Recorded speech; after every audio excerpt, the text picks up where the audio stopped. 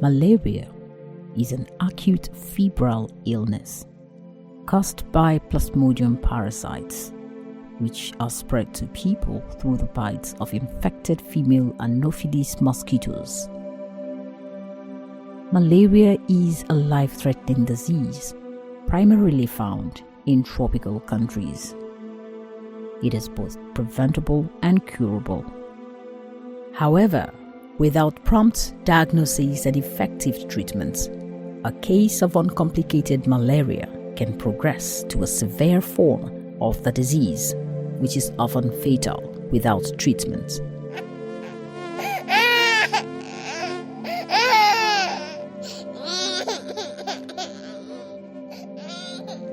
Malaria is the world's oldest and deadliest disease, killing over 10,000 pregnant women and about 200,000 children yearly. In 2012, malaria killed 500,000 children before their 5th birthday, with about one child dying every minute in Africa. Malaria is not contagious and cannot spread from one person to the other. The disease is transmitted through the bite of female Anopheles mosquitoes.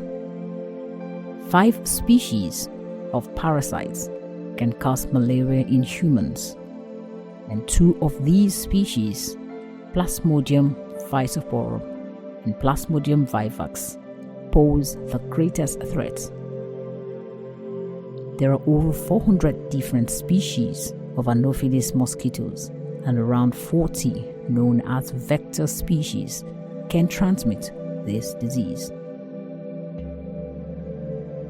Some people are more susceptible to developing severe malaria than others, like infants and children under 5 years of age. Pregnant women and patients with HIV and AIDS are at particular risk.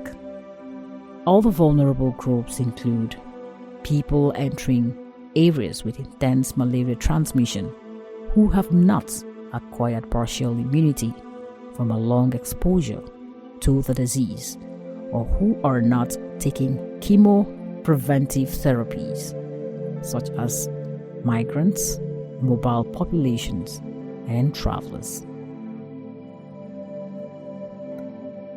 This mosquito-infecting disease is preventable and treatable, yet kills at least 1 million persons every year in Africa alone.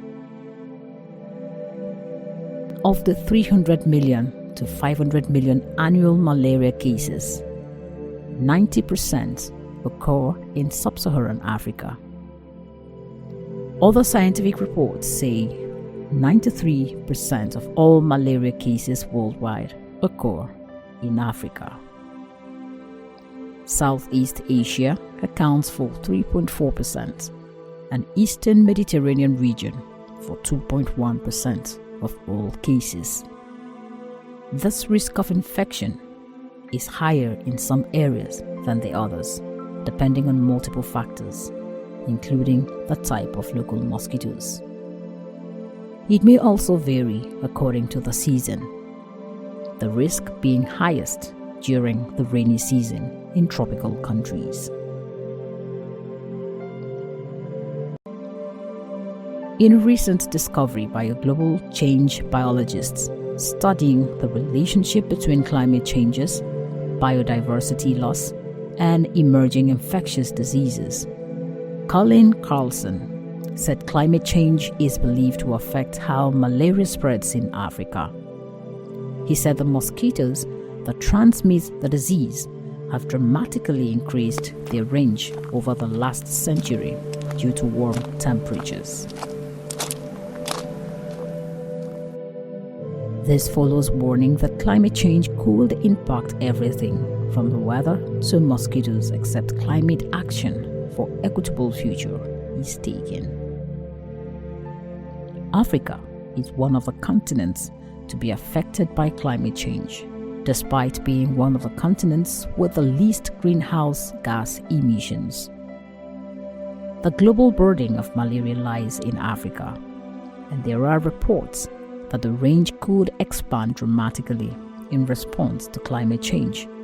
According to the United Nations Children's Funds, malaria is widespread in 100 countries and territories worldwide, largely in the less developed tropical areas of Africa. Malaria creates an economic loss of about $12 billion every year in Africa. This figure factors in cost of health care, absenteeism, days lost in education, decreased productivity due to damage from cerebral malaria, and loss of investment and tourism.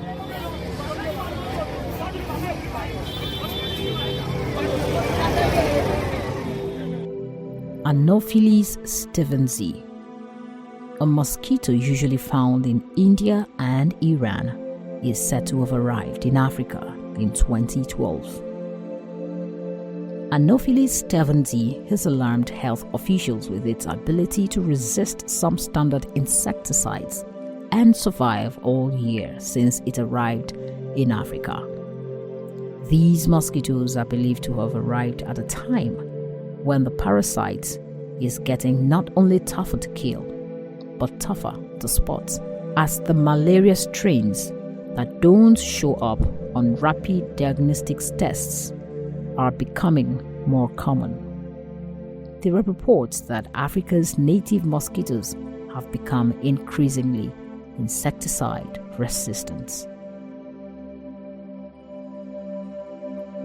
Apart from Djibouti and Ethiopia, this mosquito has turned up in Sudan, Somalia, and Nigeria.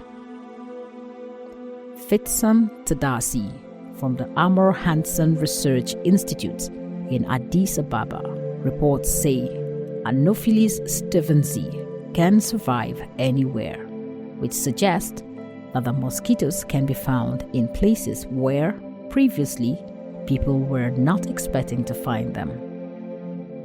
Anopheles stevensii has since been found in 4 other African countries, including Nigeria. The new malaria vector identified was first detected in Biori local government area, Gombe State, northern Nigeria, in 2020 by researchers at the state's university working in collaboration with the Nigeria Institute of Medical Research and National Malaria Elimination Program. It is widely recognized as an effective vector of malaria, particularly in urban and semi-urban areas, and the vector is complicated to eradicate. It has not been found anywhere near West Africa. Its presence in Nigeria is a primary concern for malaria control efforts, which already accounts for over a quarter of the global malaria cases. The twist, however, is that Anopheles stevensii breeds in the same places as the mosquitoes that carry yellow fever, chikungunya, and dengue. So it is believed that the efforts that target one would also control the others. On the release of genetically engineered mosquitoes into the open air, Austin Burt, professor of revolutionary genetics at the Imperial College London and principal investigator for target malaria, confirmed to me that there has been a small-scale open release of non-genetically modified mosquitoes in some countries in Africa.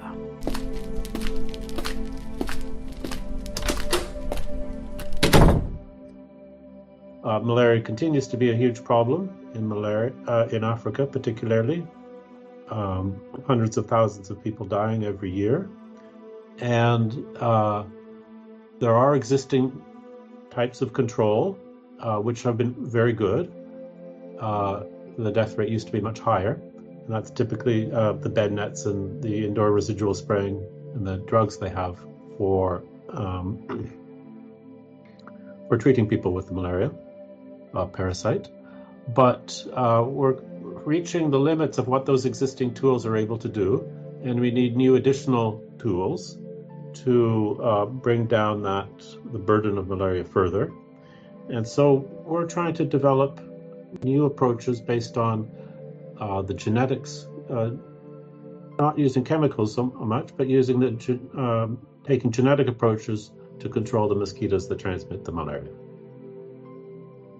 And in particular, to introduce into a population of mosquitoes genes that will end up reducing the numbers of those mosquitoes. And so you end up with less malaria transmission. We're using the CRISPR-Cas9 technology that was discovered a few years ago now and has been widely used in many labs around the world. And we're adapting that to the Anopheles mosquitoes, the malaria mosquitoes, to interrupt or disrupt genes that the mosquito needs for them to be able to reproduce properly. So if we can disrupt those genes and thereby disrupt their reproduction, we'll end up with fewer mosquitoes. CRISPR-Cas9, a genome editing tool creating a buzz in the science world. It is believed to be faster, cheaper, and more accurate than previous techniques of editing DNA and has made a wide range of potential applications. The latest study in series of steps towards using CRISPR-Cas9 gene editing technology to alter mosquito gut genes to make them spread anti-malarial genes to the next generation of their species could provide a new way to reduce illnesses and deaths caused by malaria. Gene drives are being tested as a new approach to controlling mosquitoes, locusts, and other insects. They work by creating genetically modified mosquitoes that, when released into the environment, mate with wild insects. The offspring contain genes that reduce mosquito populations or make the insects less likely to spread the malaria parasites. But scientists must prove that this approach is safe and effective before releasing gene-drive mosquitoes into the wild. There's been a non-driving sterile male strain that was been developed that has been imported into labs both in Burkina Faso and in Mali. And in Burkina Faso, a couple of years ago, there was a small-scale open release of these genetically modified sterile male mosquitoes. And that all went according to plan, as expected. That is to say, we released them. For a couple of days afterwards, we were able to recover the genetically modified mosquitoes that we had released. And then they, over a period of some days, they disappeared from the population. And of course, they didn't have any progeny because they were sterile. And so that modification disappeared. And so, that's an example of the sort of step-by-step approach we're taking. Genetic control interventions are capable of targeting both indoor and outdoor anopheline vector populations. The technique relies on the mass rearing of large numbers of sterile males, which outnumber the wild population locally and compete with wild males for female mates. There are rising reports of the discovery of a naturally occurring strain of bacteria that can help stop the transmission of malaria from mosquitoes to humans. New data published in a science magazine on August 3rd, 2023, suggests that the bacteria can reduce a mosquito's parasite load by up to 73%.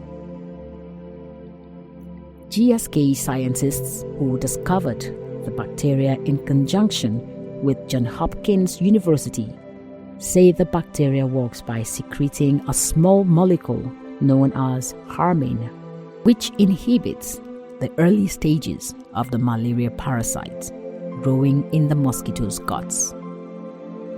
Harmine can either be ingested orally by the mosquito if mixed with sugar or absorbed through its cuticle on contact.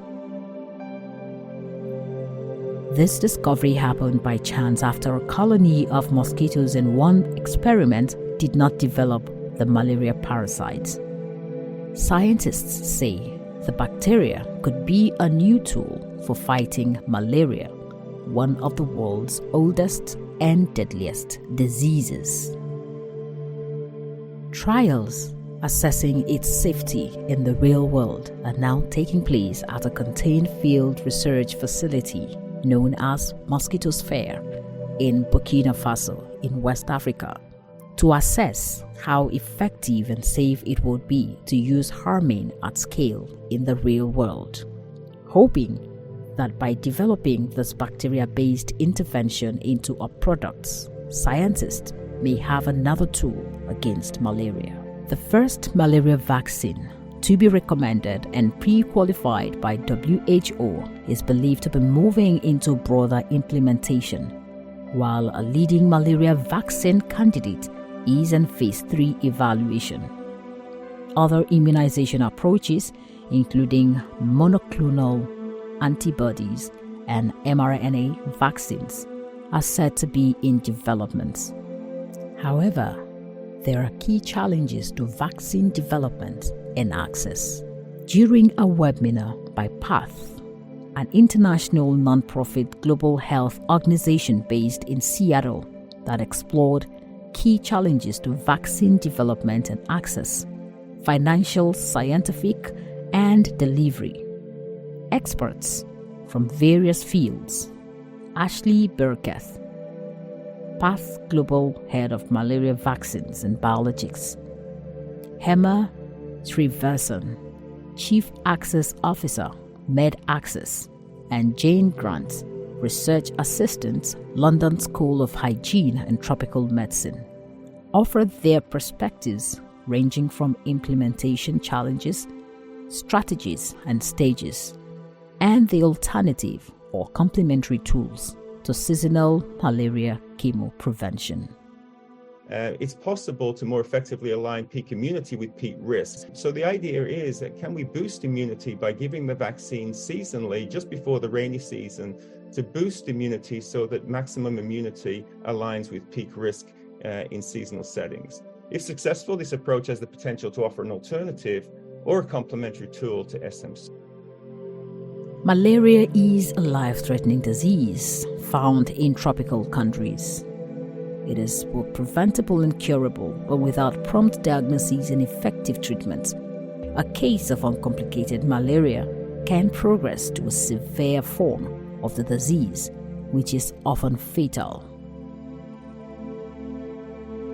Malaria symptoms usually begin with 10 to 15 days after the bite from an infected mosquito, with fever, headache, and chills typically experienced, though they may be mild and difficult to detect as malaria.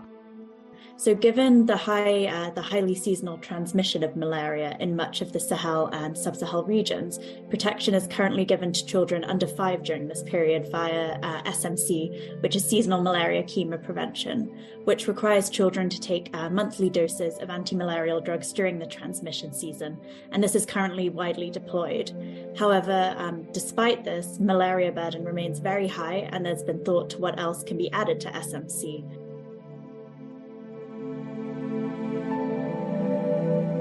To look at this, a recent trial combined SMC with seasonal RTSS vaccination and showed that this combined intervention was highly efficacious. And based off of this trial data, the WHO did include in their RTSS recommendation the potential for countries with seasonal malaria to provide the vaccine seasonally.